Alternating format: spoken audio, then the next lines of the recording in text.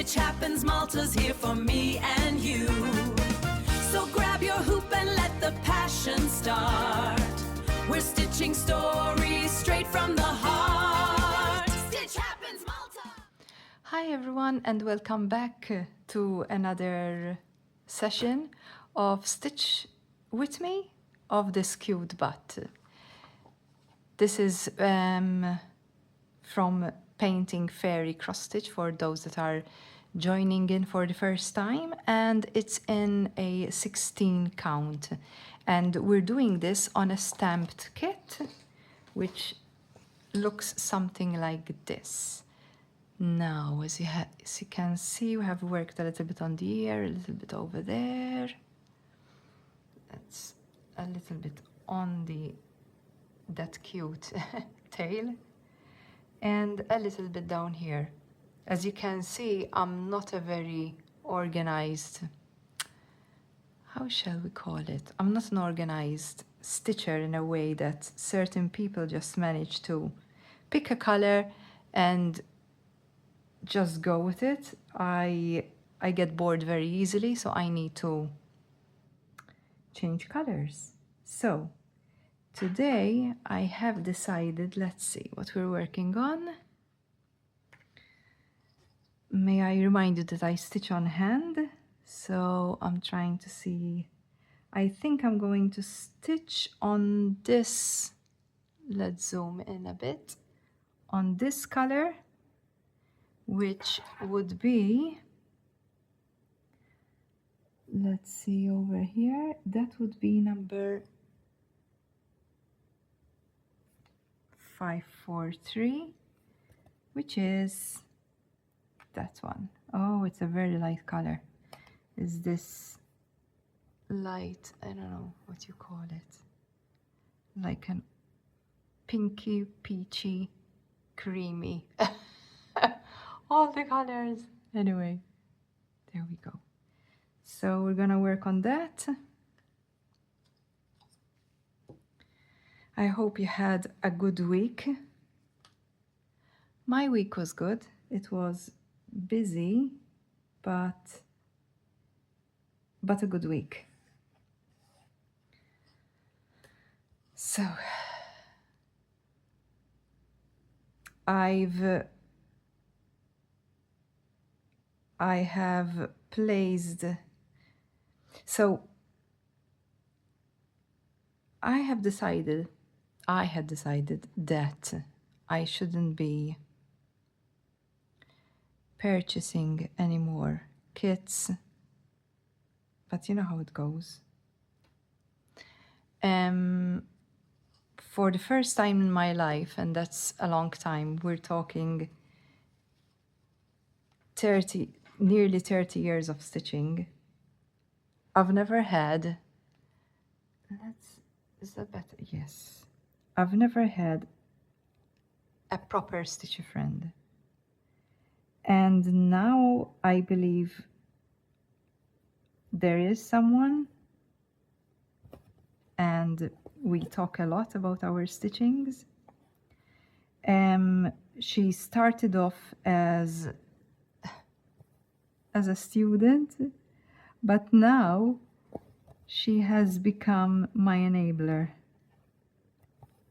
I'm a little bit of her enabler too. I made her get the European town. I'm gonna say hello just in case you're watching, Sarah. And there are a number of kits currently that are being showcased by Painting Fairy, which is where I got this cute butt from. And they're taunting me a lot. There's a lot of lovely kits, and I really cannot get any more. First of all, the space. Second of all, in less than a year, I will be moving to a new place.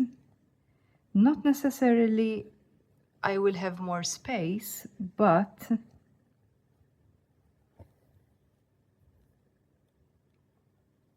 well, I'm gonna have sort of a craft room. That's the plan at least. But still, I cannot overdo it, right? And I have so many kits in my mind.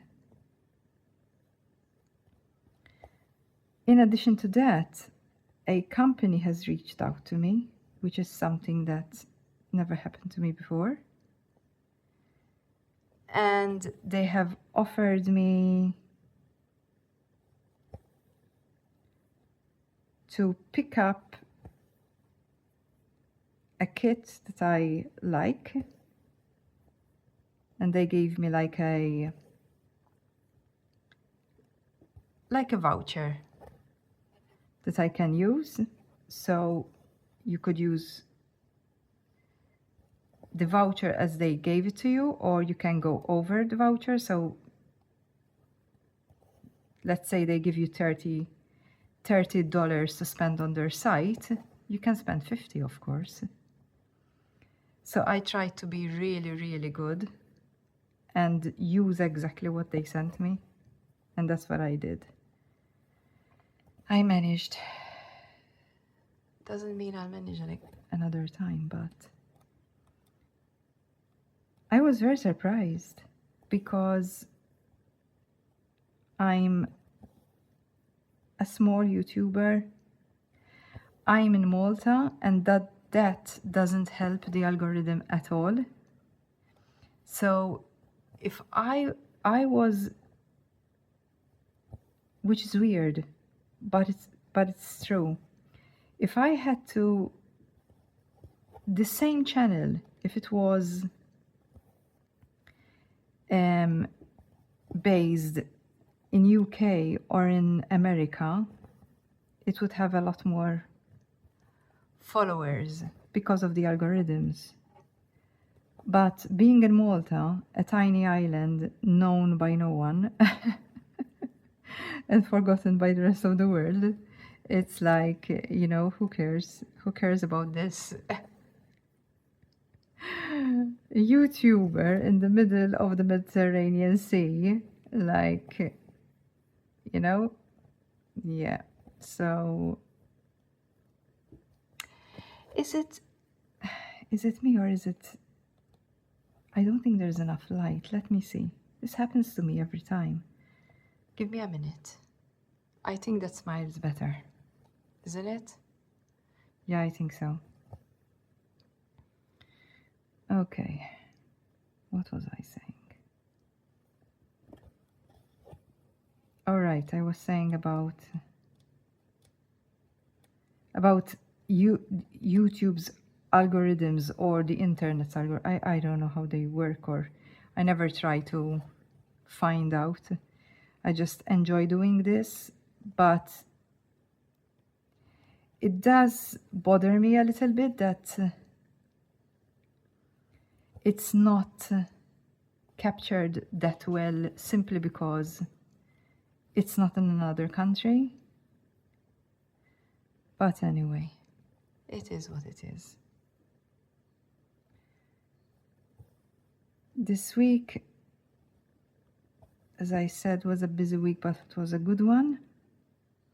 I had children's classes for cross stitch, and it's always, teaching kids is always so much fun. It's amazing, but when you teach children, they teach you a lot because they show you perspectives that you would have never thought of.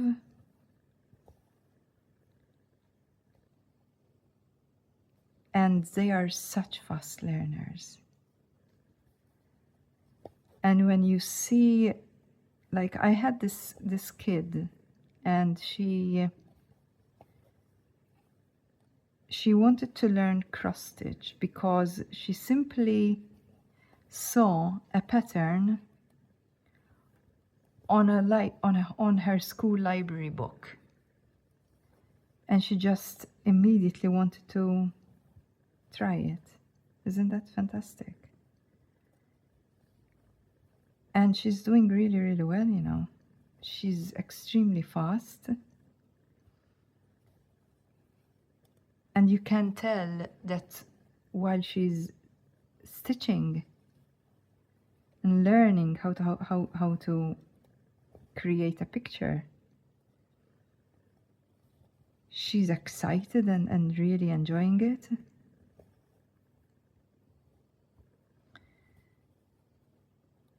If you ever get the chance to teach a child cross stitch, it's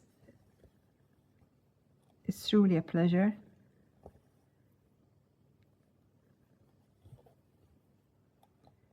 And it makes me feel happy that someone else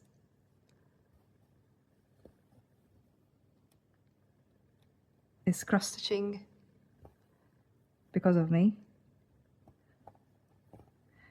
It's a huge satisfaction. A huge satisfaction.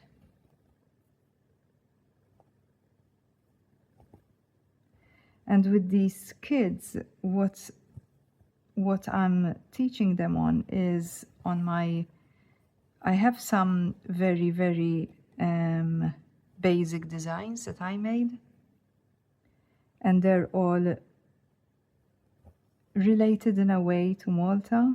Like I have the outline of a cathedral as a cross-stitch pattern. I have the Maltese Lutsu, which is the local fisherman boat. It's very colorful and nice and very attractive because of the colors. I have the protective eye or evil eye, whatever it's called. People give it different names.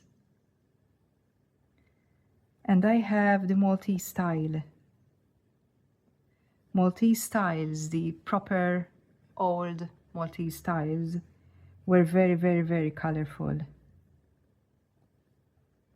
And I really like them. In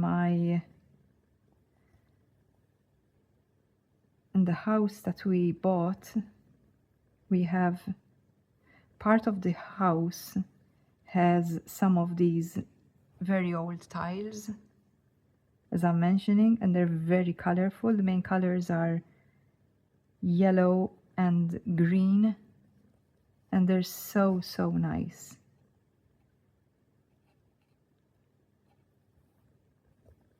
So I'm very happy about that. Okay, I was at the end of the thread there. We're going to get another thread of this 543 color and continue on that color where we were.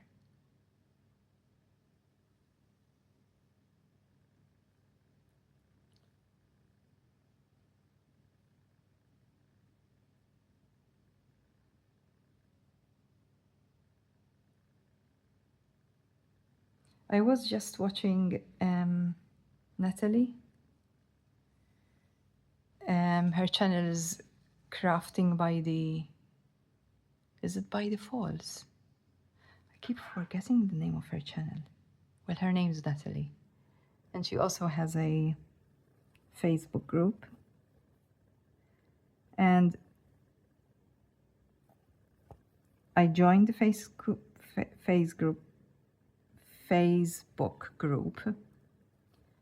and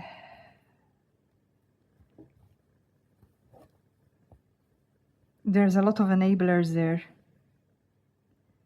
so I have to be very careful not to fall into the trap of getting more kits just because I see someone's beautiful kit coming to life. Or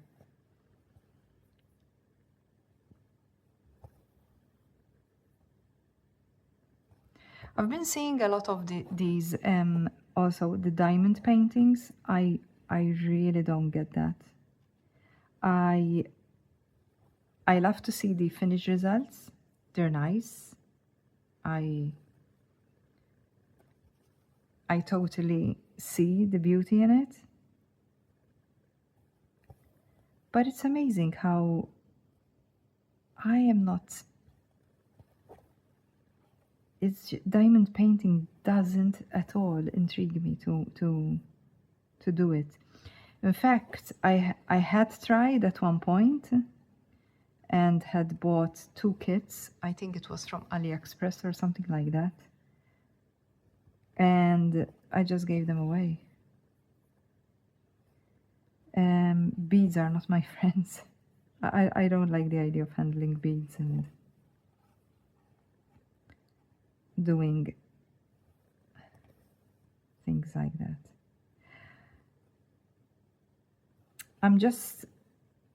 I just want to mention one of my subscribers and someone that's stitching with me on this cute bat. I don't know if she's doing the pattern, but she left me a comment. Hi, Deborah, or Debbie. I think it's more Debbie. And she wants to know a little bit more about Malta. Well, I just explained about the algorithms. That's how tiny we are, and like we're practically non-existent for the rest of the world. Malta's literally in the heart of the Mediterranean Sea, so it's not just a saying, you know. It's literally in the middle of it. It's back in war days, so World War I and World War II. Malta was a hotspot because it has a very good strategic point back then. Not anymore, thank God. It's a very, very small island, unfortunately heavily populated. So we have 500,000 of people living on this tiny island, which is a pity because when I was younger there was much less people. I would say half that amount, and it was a lot quieter. It was a lot less populated, less pollution, less everything, obviously, because when you have less people. However, Malta is very rich in history, very rich. So it's worth visiting if you've never been. And if you visit Europe or Italy, it's very close. So we're about an hour, not an hour, less than an hour, by plane from Sicily, which is an island south to Italy. It's one of the Italian islands. And we're about less than 2 hours away from Italy by plane. So yeah, if you're anywhere close, it's worth visiting. We have beautiful beaches. We don't have mountains. So it's just beach. And obviously, since it's an island, it's surrounded by beach. And most of the coast is a good area to swim in.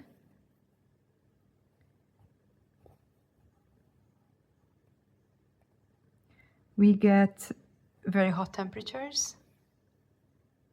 We get very, very mild winters.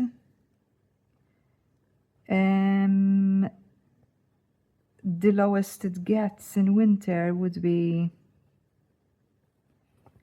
I would think about maybe 11 degrees Celsius. I don't know what that is in Fahrenheit, sorry. And the maximum it gets in summer just on heat waves though, it would be around the 40-degree mark, but that's only during heat waves. But the majority of summer is 30 degrees plus. So you're looking at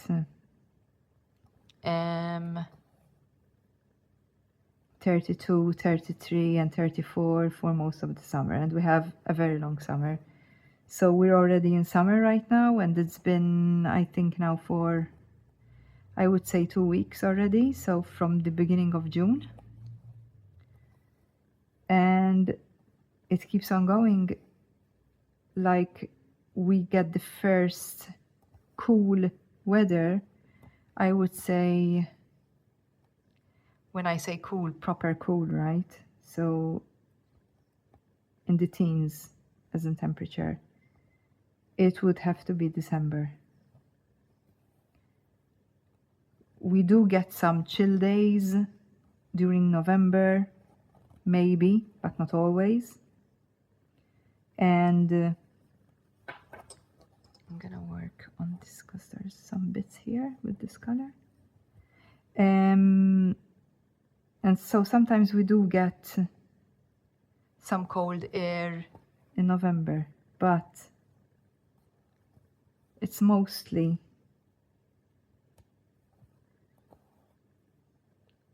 December is when we start getting our winter, sort of.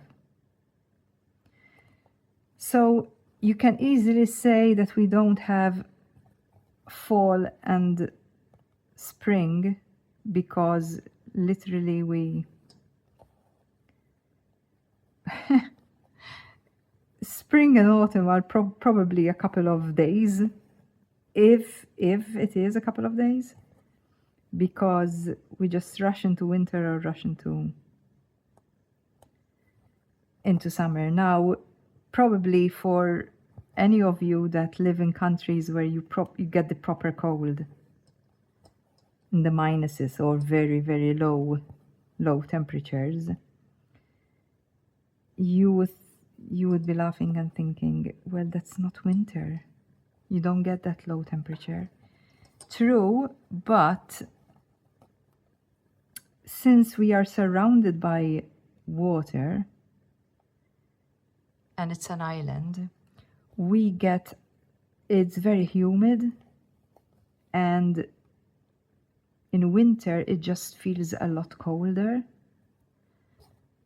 My husband is British, and that's what he says. He says he really feels it here. He tells me he feels it in his bones, and that's exactly the description. So even though we don't get those very, very harsh winters, it's still cold. And thankfully, I'm a summer person. I don't like winter. I like fall, but I don't like winter. And thankfully, winter is not long at all here. It's maximum 3 months. I would say a little bit of December, a little bit of March, and January and February are the worst of it. Yes, so it's a very sunny island. We are very friendly people.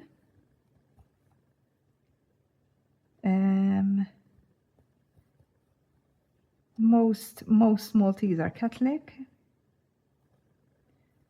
I don't know what else.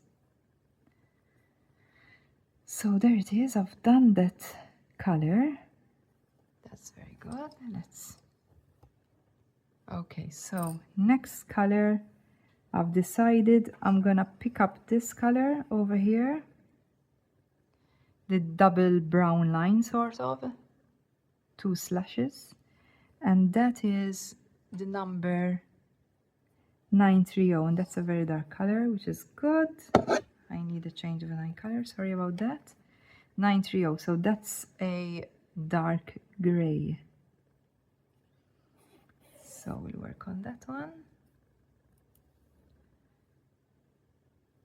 I started doing these videos at about, I think about 25 minutes long, but now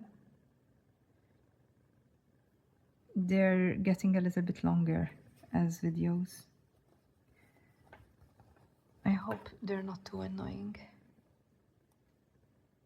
Okay, so we're going with this symbol here. It's actually, it's not even gray, it's actually like a mid blue color. It's more blue than gray actually, now that I'm seeing it against the white.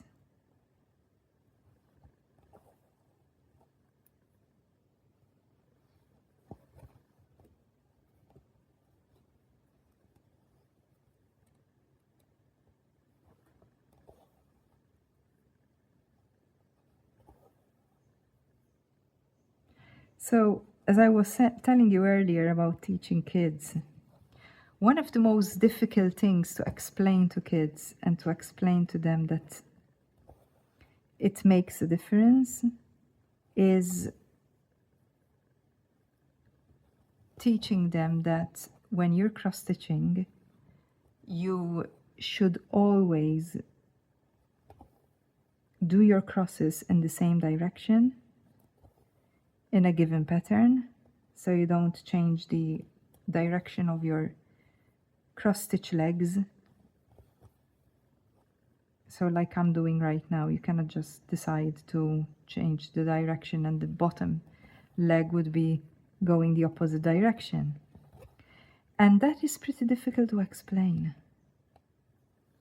I find that's the most difficult to get through. Not only with kids though, it's even with adults. They don't understand, and I can see why, because it took me a while.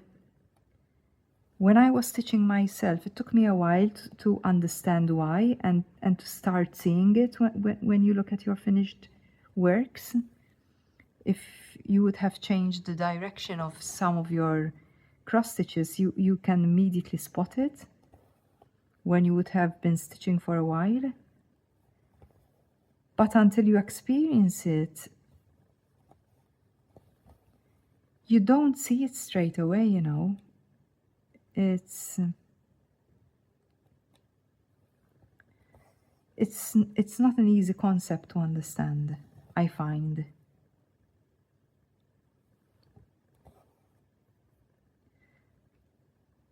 Let me know in the comments below. Let me know what's the most difficult aspect for you of cross stitch. What is the one thing maybe that you hate doing, or you dislike, or you don't understand about cross stitch? I would say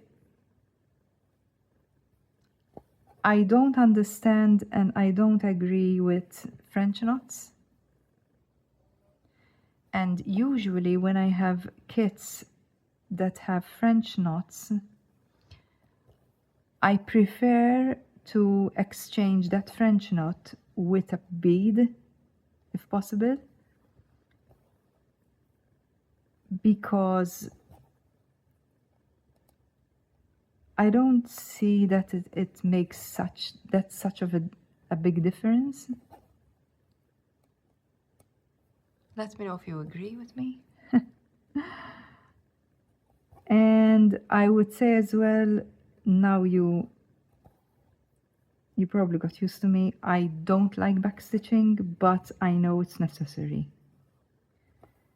Some kits literally, and some designs literally come to life with backstitching.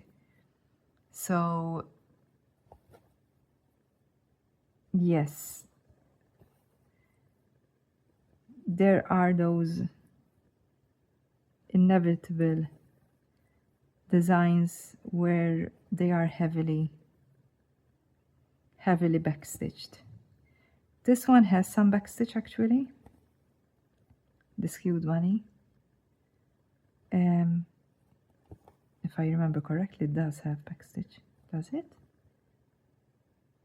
Or maybe it doesn't. I don't remember now. I have to look at the pattern. But I do have some stamp stitch kits that have a lot of backstitch. Like for example, the European town. It has a lot of backstitching. And so what I'm gonna do is obviously I'm working it in vertical panels,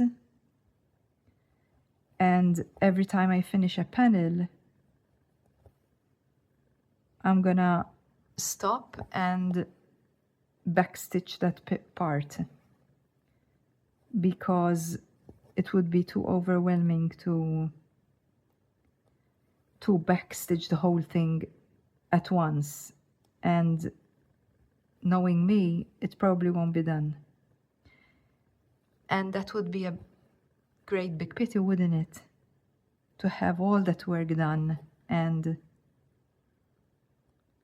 then not backstitch it. So I have to be strict on this. When I finish a particularly sized panel, I stop from my cross stitching and do the back stitching for that section, because otherwise I know it won't get down. It won't get down. Now it's a pity because backstitch does give life, but I don't know why I don't enjoy it at all.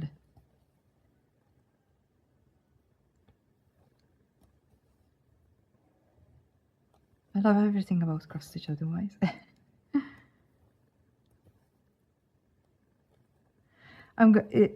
It's gonna be very, very interesting when I finish my first stamped stitch kit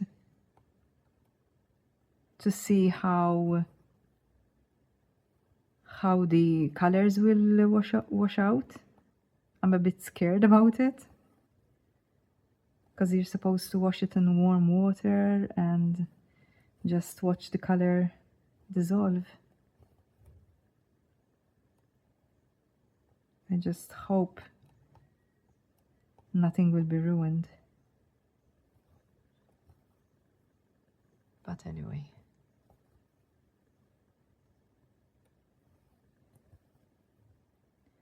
It should be alright, because I've seen a number of videos out there.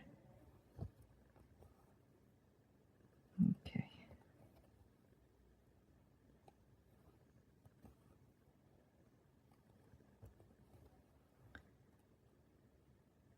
So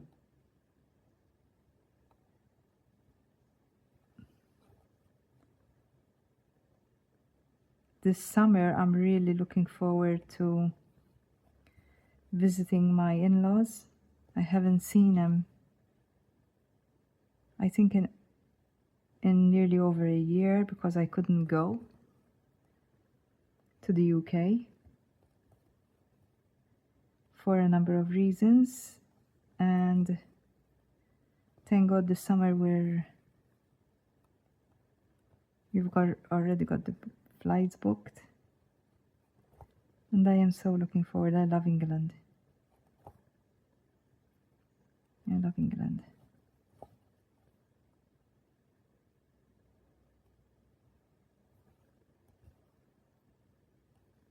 Okay,